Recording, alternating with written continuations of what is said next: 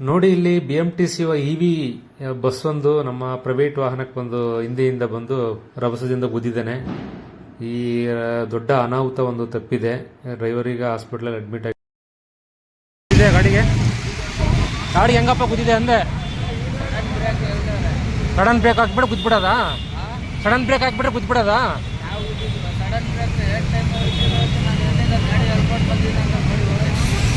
ಹಾಂ, ಯಾರು ಏನು ತಿಳ್ಕೊಂಬಂದಿದ್ಯಾ? ರೀ 1000 ಜನ ಹಾಕ್ತಾರೆ ಸಡನ್ ಬ್ರೇಕು. ಹಿಂದೆ ಬರೋಣ, ಹೆಂಗಿರ್ಬೇಕು, ನೆಟ್ಟಿಗಿರ್ಬೇಕು ತಾನೆ ನೀನು? ಗೊತ್ತಾ ರೂಲ್ಸ್ ನನಗೆ BMTCಲಿ?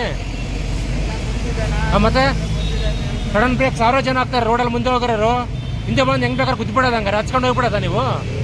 ಜವಾಬ್ದಾರಿ ಇಲ್ವ ನೀವು BMTC ಅವ್ರಿಗೆ?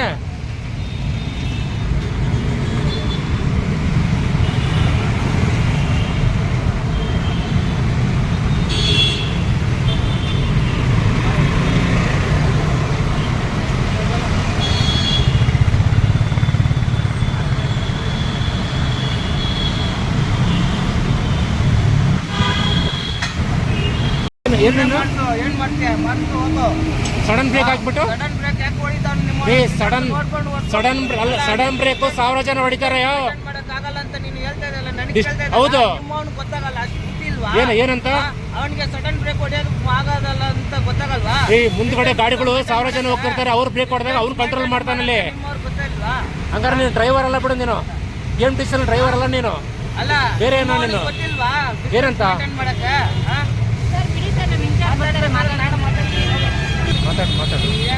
ಮಾತಾಡಮ್ಮ, ಏನಂತ ಮಾತಾಡೋದು ನೀನು ಕೂಡ?